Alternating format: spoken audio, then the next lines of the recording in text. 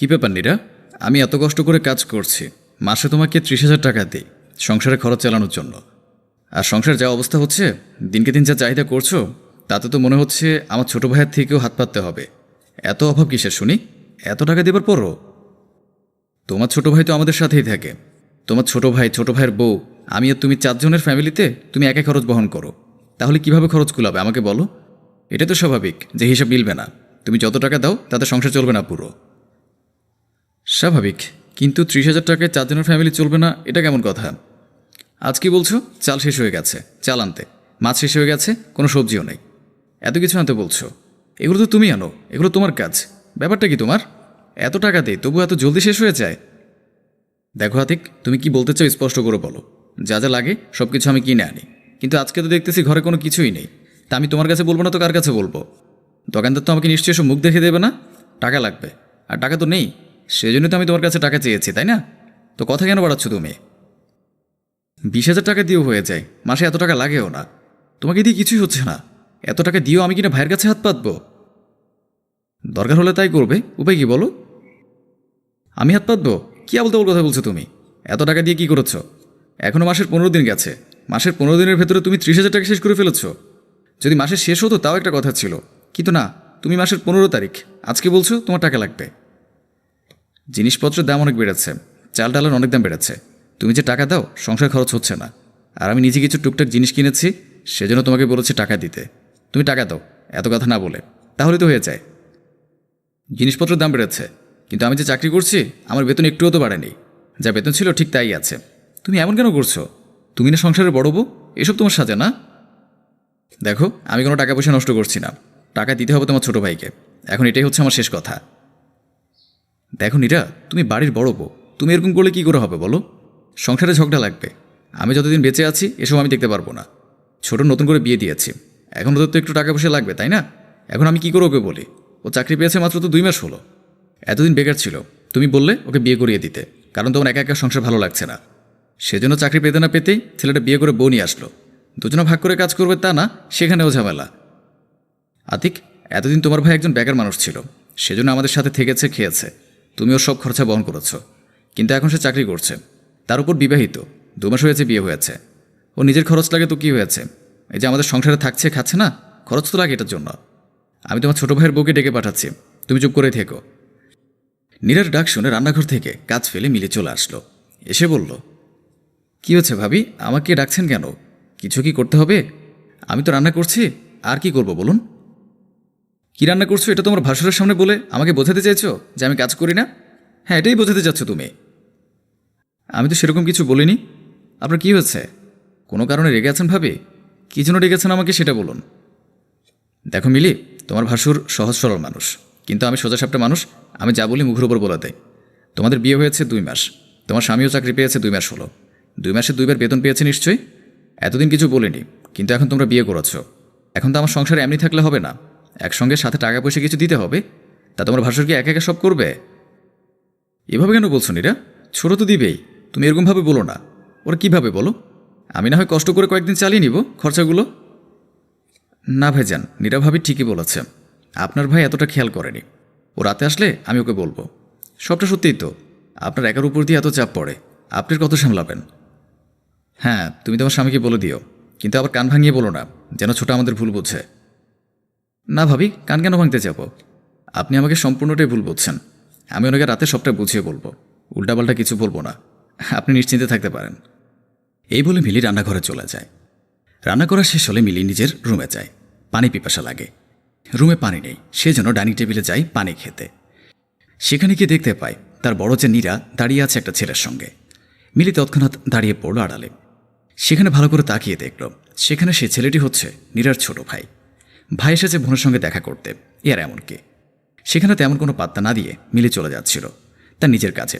ঠিক তখনই তার জায়ের কথা শুনতে পেল। দেখ ভাই, এখানে 10,000 টাকা আছে, আমি আর তোকে টাকা দিতে পারবো না, বুঝলে? এই টাকাগুলো নিয়ে সন্তুষ্ট থাক। মিলি বুঝল নীরা তার ছোট ভাইকে লুকিয়ে লুকিয়ে টাকা দিচ্ছে, আর সেই টাকায় তার ভাসুর মিলাতে পারছে না। নীলা খুব ধুরন্ধর মহিলা, সেজন্য মিলি পুরোটা নিজের ফোনে ভিডিও রেকর্ড করে নিল আড়াল থেকে দাঁড়িয়ে। আপা, এই 10,000 টাকাতে আমার হবে না, নতুন ফোন এসেছে বাজারে, ওটার অনেক দাম। চুপ, হবে না মানে কি? আমি তো প্রতি মাসে তোকে এভাবে লুকিয়ে লুকিয়ে টাকা দিই। এখন এই মাসে এটা রাখ, মাস শেষে টাকাটা দিতাম, কিন্তু তোর তো আর তরস হয়েছে না, সেজন্য এখনই দিতে হলো। কিন্তু আপা এটুকু টাকাতে। সুজনকে বাকি কথা বলতে দিল না নীরা। মাঝখানে সুজনকে ধমক দিয়ে থামিয়ে দিল। চুপ করতে বলেছি না তোকে? এখন ঠাস করে একটা চড় মারবো। এ টাকাতে হচ্ছে না? যদি তাই হয় তাহলে তো যা খুশি তা করে নে। সংসারের টাকা চুরি করে তোকে টাকা দে আমি, অথচ তুই বলছিস আরও লাগবে। যা ভাগ এখান থেকে। আর যদি এসেছিস এ মাসে টাকার জন্য, তো তোর ঠ্যাং খোড়া করে দিবে একেবারে। সুজন চলে যেতে মিলি নিজের রুমে চলে গেল তাড়াহুড়ো করে। এবার মিলির কাছে হিসেব স্পষ্ট। নীরা এভাবে চুরি করে তার ভাইকে টাকা দেয় বলে সংসারে টাকার কম পড়ে না। মিলি ভেবে দেখল এটা তো অন্যায়। তার বড় ভাসুর কষ্ট করে টাকা ইনকাম করছে, তার বউ এভাবে টাকা চুরি করে, এটা তো ঠিক না। মিলি সিদ্ধান্ত নিল সে তার ভাসুরকে সব বলবে। ঠিক তখনই চিৎকারের আওয়াজ শুনে ড্রয়িং রুমে গেল। সেখানে তার ভাসুর আর যা দাঁড়িয়ে আছে। তুমি টাকা দিবে না আতিক? সংসার চলবে কি করে শুনি? আমার কাছে টাকা নেই মানে টাকা নেই, কোথা থেকে দেবো আমি? তোমাকে টাকা দিলে খালি শেষ করে ফেলছ। সংসারে খরচই তো শেষ করে নাকি? নিজের জন্য তো করি না, জিনিসপত্রের যা দাম বেড়েছে। মিলে মাঝখান দিয়ে বলল, বেশ ভাইজান, ভাবিকে বলুন সংসারের হিসাবটা বুঝিয়ে দিতে, তাহলে তো বোঝা যাবে সংসারের এত খরচা কী করে লাগছে ভাবির। মিলির কথা শুনে নীরা অবাক হয়ে যায়, ভয়ে মুখটা চুপসে যায়। হিসেব দেবো মানে? তুমি কি বলতে চাইছো ছোট বউ? ছোট বউ যা বলেছে তা তো ভালোই বলেছে।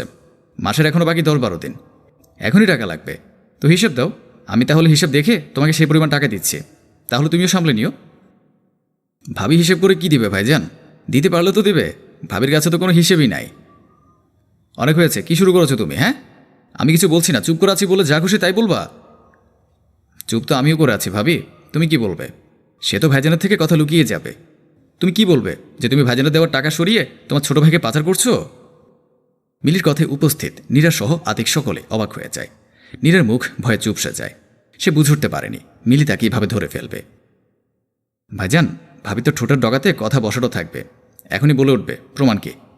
নিন প্রমাণ দেখে নিন। আপনি সংসারে যে বাকি খরচের টাকাগুলো ছিল সে টাকা ভাবি আজকে তার ভাইকে পাচার করেছে। আতিক মিলির ফোন থেকে নিজের হাতে ভিডিওটা দেখে নিল এবং অবাক হয়ে তাকিয়ে রইল। বিশ্বাস করতে পারছি না যেন এখনও। ভিডিওটা শেষ হতেই আতিক সজোরে নীরার গালে একটা থাপ্পড় বসিয়ে দিল।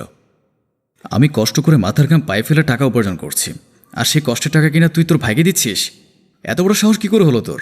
সেজন্যই তো আমি এত টাকা দিয়েও সংসারের টাকার অভাব শুনছি। নিজের ভাইকে আমার কষ্টের টাকা পাচার করে আবার আমার ভাইকে বলছিস সংসারের টাকা দিচ্ছে না। তোর জন্য আমি কত কষ্ট করি, আর আমার কষ্টের দাম তুই এভাবে দিচ্ছিস? তুই তো বাবার বাড়িতে ভাই বাবা দুজনের রোজগার, তা আমার পয়সা ধ্বংস করছিলি এভাবে। যদি সাহায্য লাগতো করতাম, কিন্তু তুই চুরি করছিস কেন? একবারও ভাবিসনি আমি তো স্বামী? আতিকের রাগান্বিত কথা শুনে নীরা আর দেরি করল না, আতিকের পায়ে পড়ে গেল। আমাকে ক্ষমা করে দাও আতিক, আমি নিজের ভুল বুঝতে পেরেছি।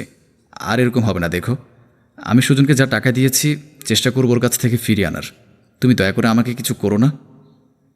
ঠিক আছে, তুই যদি আমার কষ্টের টাকা আমাকে ফেরত দিতে পারিস তাহলে আমি আর কিছু বলবো না, কিন্তু খবরদার পরবার থেকে এরকম করলে তুই তো রাস্তাতে থাকবি। সোজা কথা বলে দিলাম, একদম ডিভোর্স দিয়ে দেব। এরকম ঘরসূত্র রাখবার কোনো দরকার নেই। নীরা চুপ করে দাঁড়িয়ে রইল, তার আর কিছু বলার মুখ নেই। সমাজে এরকম অহরহ মেয়ে রয়েছে যারা কিনা স্বামীর কষ্টের টাকা দিয়ে না বলে এভাবে ছিনিমিনি করছে। একদিন একদিন তো এসবের বিচার হতেই হয়। পাপ যে তার পাপকেও ছাড়ে না। জীবনটা তেজপাতা হয়ে গেল বলে চিল্লাতে থাকে কণা। স্বামী তুষার তার কোনো কথায় কান দেয় না। এখন আর আগের মতো ভালো লাগে না কণাকে। শুধু মাস শেষে বেতনগুলো কণা থেকে নিতে খুব ভালো লাগে। আজ বেতন পেয়েছো? আমাকে কিছু টাকা দিও, না হলে সংসার চালাতে পারবো না। আমার মোবাইলটাও বদলানোর দরকার, পারো তো পুরো টাকাটা দিয়ে দিও। আমার যাতায়াত ভাড়া রেখে বাকিটা দিয়ে দিব, সারা মাস সংসার চালিও। মাস শেষে আবার না খাইয়ে রেখো না। মোবাইল কেনার জন্য 4-5 মাস সঞ্চয় করো, তারপর কেনো।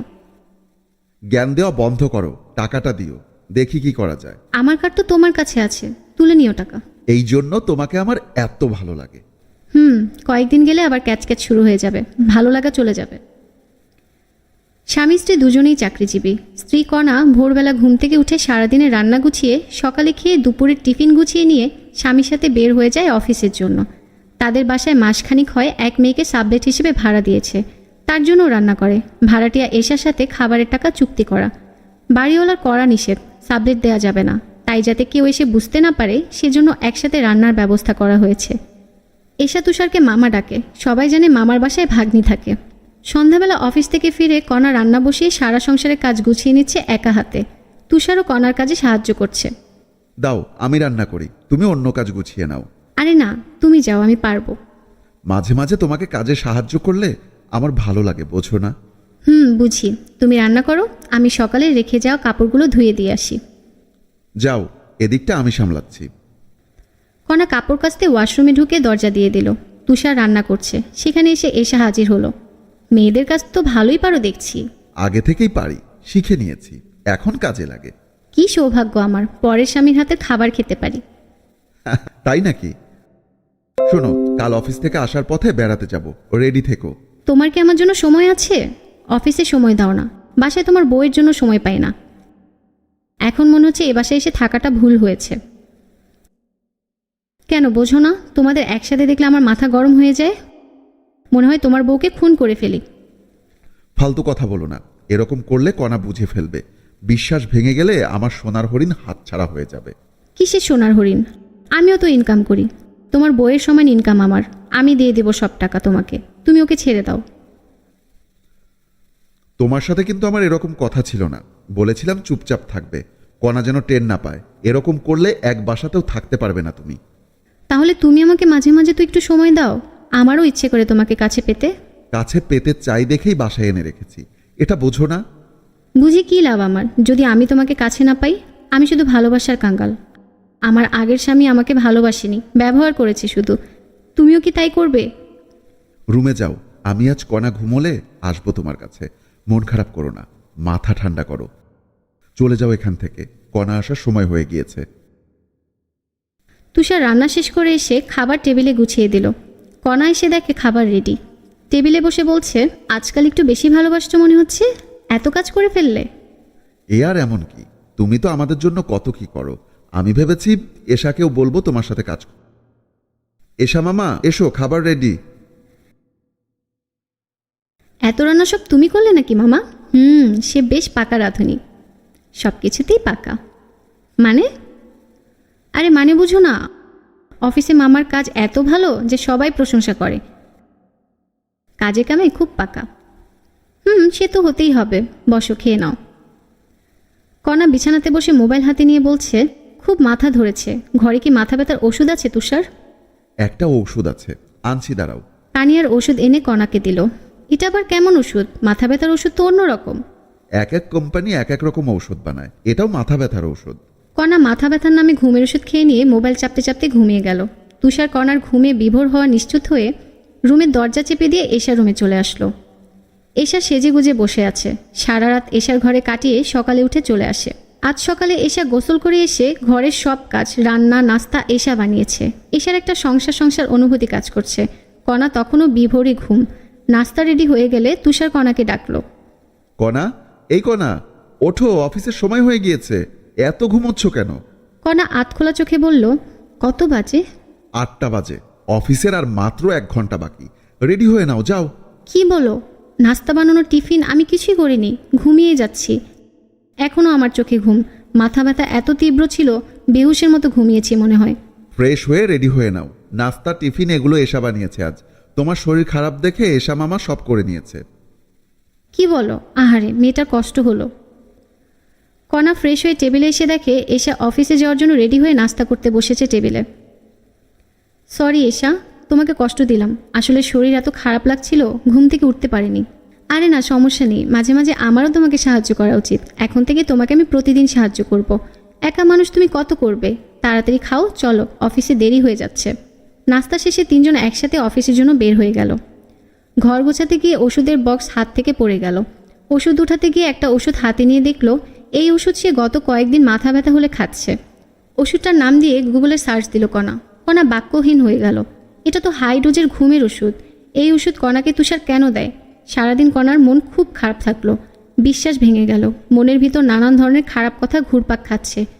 তবে কি কণাকে মেরে ফেলতে চাইছে তিলে তিলে তুষার? কিন্তু কেন? কি এমন কারণ যে এত ভালোবাসার মাঝে এসব চলছে? যথারীতি রাতে ইচ্ছে করে কণা মাথা ব্যথার ওষুধ চাইল। তুষার আবার সেই ওষুধ এনে দিল। কণা ওষুধ আর পানি হাতে নিয়ে, তুষার আমার ফোনটা চার্জে লাগিয়ে দাও তো একটু।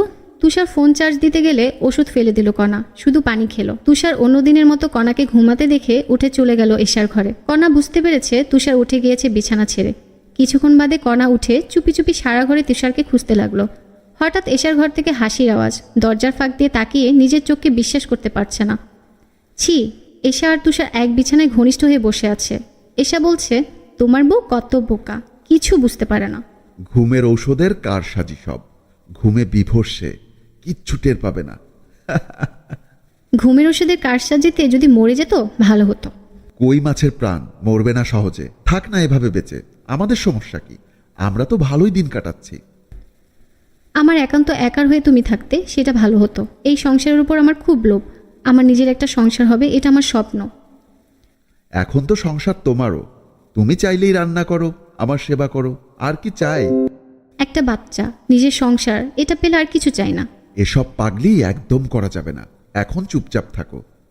কণা দরজার ওপাশে দাঁড়িয়ে আর সহ্য করতে পারছে না, কান্নায় ভেঙে পড়ল। জোরে কান্নার আওয়াজ শুনে তুষার এসে লাফিয়ে উঠে দরজার কাছে আসে। এসে কণাকে কান্না করতে দেখল। কণা, তুমি এখানে ঘুমাওনি? না, কেন এমন করলে? আমার সাথে কেন এমন করলে তুমি? আমাকে কেন এভাবে ধোকা দিলে? আমার এতদিনের বিশ্বাস, সংসার এভাবে শেষ করে দিতে তোমার একটু কষ্ট হলো না? কিভাবে পারলে তুমি? কিভাবে পারলে? তো তোমার ভুল হচ্ছে, তুমি যা দেখেছো ঠিক না। ঠিক না হলেই ভালো হতো, কিন্তু আমার চোখ আর কানকে কিভাবে বোঝাবো? আমি যদি এতটাই অযোগ্য হতাম, আমাকে বলতে, আমি চলে যেতাম। এভাবে ঠকালে কেন আমাকে? ভালো করেছো, ভালো থাকো তোমরা। তোমাদের জন্য শুভকামনা। কণা তার রুমে গিয়ে দরজা দিয়ে দিল। তুষার এসে দরজা ধাক্কা দিচ্ছে। কণা, দরজা খোলো, তোমাকে কিছু বলতে চাই। যে কথা বলবে সব কথা কোর্টে হবে। আমি এ বাসায় সকাল অবধি আছি। আমার ভাইকে ফোন দিয়েছি, সকালে নিতে আসবে। আবার একটা সংসার ভাঙনের সুর, আবার একটা ডিভোর্স। ভালোবাসার মানুষকে ঠকাবেন না। অন্যকে ঠকাতে গিয়ে নিজে যে অন্যায় করছেন তার শাস্তি ভয়ানক। এমন কোনো কাজ করবেন না যাতে লজ্জা পেতে হয় দুনিয়ার কাছে, আর প্রিয় মানুষের চোখে চোখ মেলাতে না পারেন।